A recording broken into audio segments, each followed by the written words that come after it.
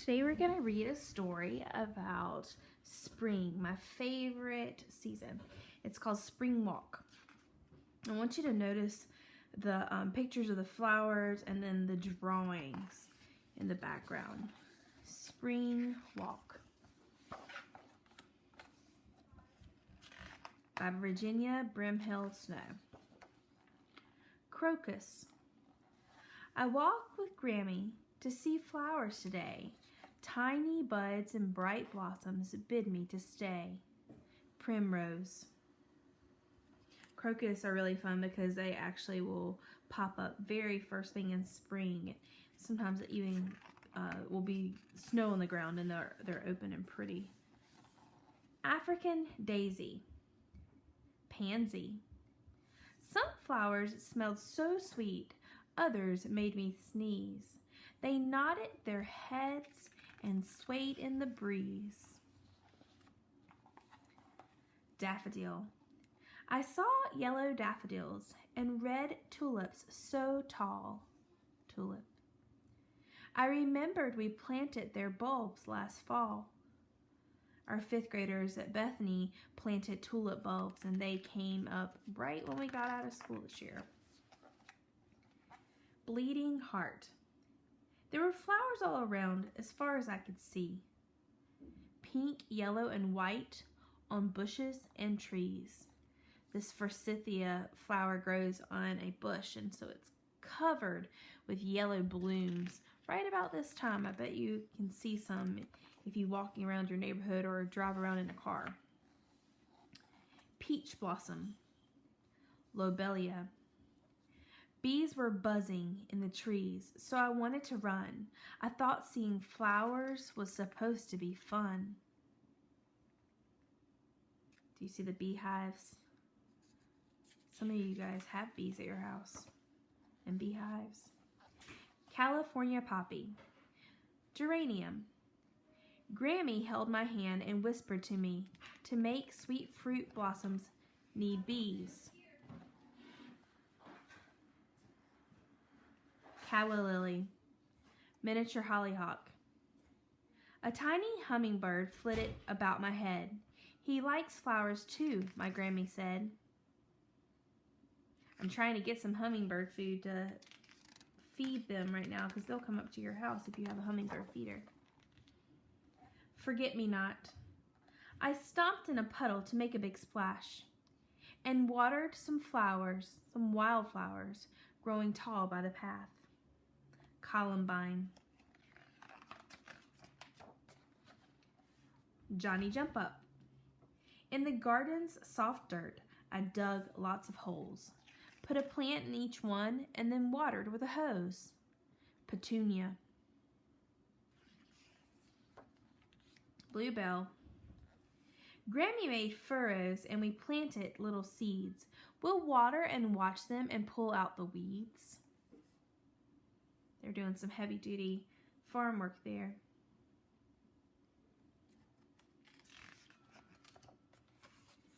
Dianthus. Phlox. You can see them growing down here. As they grow, they'll make blossoms all summer long.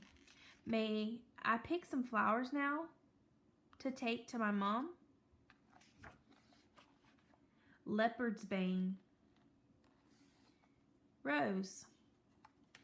So from Grammy's yard, we gathered pretty posies. I hope Mom likes daisies, dianthuses, and roses. Can you match the flower to the plant or tree it comes from? Check your answers in the back of the book. Look back through the book. So we're going to do some observational drawings of flowers this week. I want you guys to kind of look outside of your house. Even you can pull up pictures on the internet. We're going to be drawing some flowers, and I'm going to show you how to use our liquid watercolors to fill those in and to add some color to these. You could use them for Mother's Day cards. You could use them for lots of different projects that you might want to do to either frame in your house or have on cards. So today I want to talk about one way that you can use your watercolors that you have made. So I'm going to take a piece of paper, I'm going to fold it in half, and then I'm going to cut down the line that I've made. This is going to give me 2 cards that I can paint. I'm going to be doing mine for Mother's Day, but you can do yours with any theme that you want and for any holiday that you would like. I'm also going to be using the DIY watercolors that are from a video that I've done previously on this channel. So if you're interested in that, go look it up. In order not to dip straight into my bottles, you can see I've got these little paint trays. You could use a little cup. You can see I've got like a little cup with a lid. I'm painting with my boys and I don't want them to mix up my colors. So I am divvying the watercolor up into the little trays for them to use. And you can see my blue made a huge mess. So I am just shaking my brush and dipping some of the watercolor into the tray for us to paint out of, because these are super strong watercolors that I made with dry markers. You can see that my oldest son has a set of watercolors. We're going to be using those, and I'm also going to be using some regular water soluble or washable markers to do the cards. So if you don't have real flowers in the garden to look at, you can go and just look up some pictures of different flowers on your iPad. What I'm doing is I'm starting from the center of this flower looking for shapes. And you can see that the very center, that black part, dark brown part, is just a circle. So I put a circle in the middle of mine. Now I'm going around and I'm going to add petals.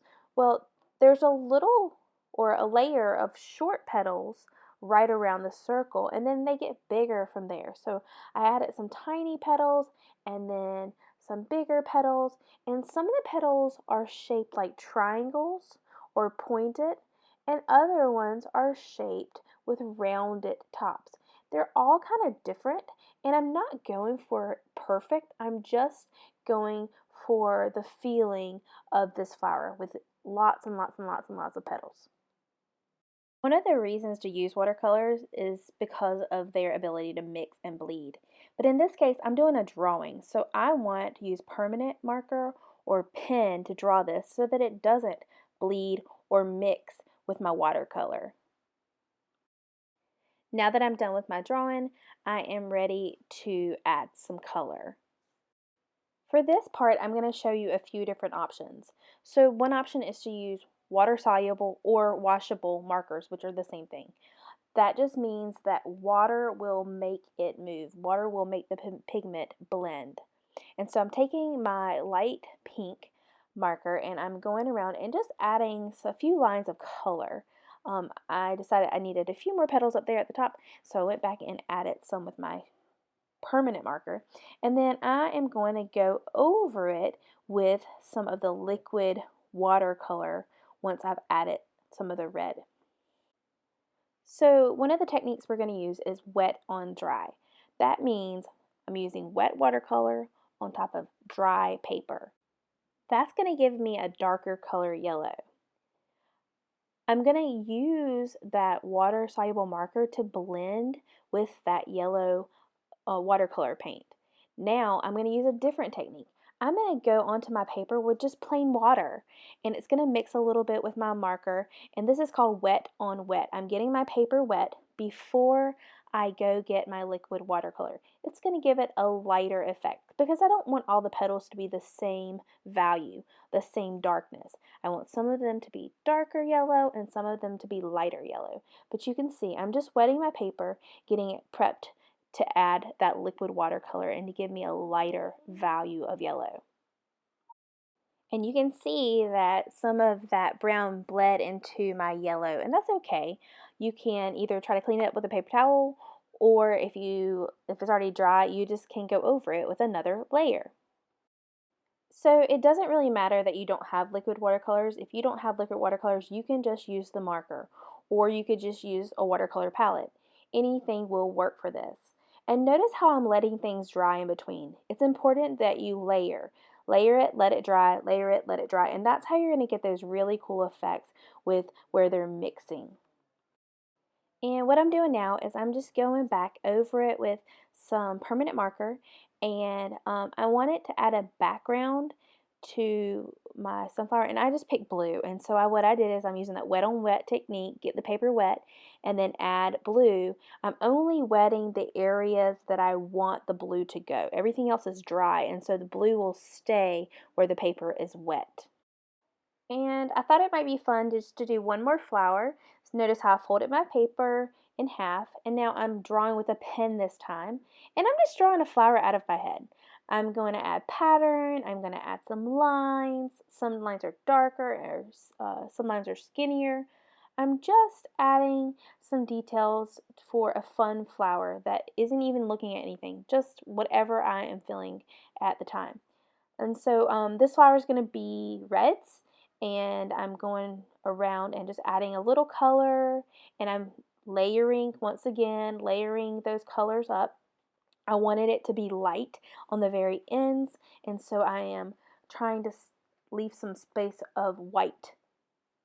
When I paint, I love to mix color, and so I'm trying to use colors that are almost alike but that are still different enough to give my flowers some interest.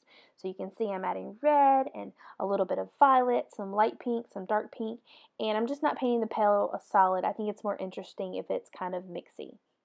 I'm going to paint my leaf, and now I'm going to paint my background. I'm wetting just the part around. I'm trying not to get too close to my flower and using that technique to do wet on wet again. I hope you enjoyed these flower cards. I hope you will make something for your family members or your mother for Mother's Day, or just something that's special to you.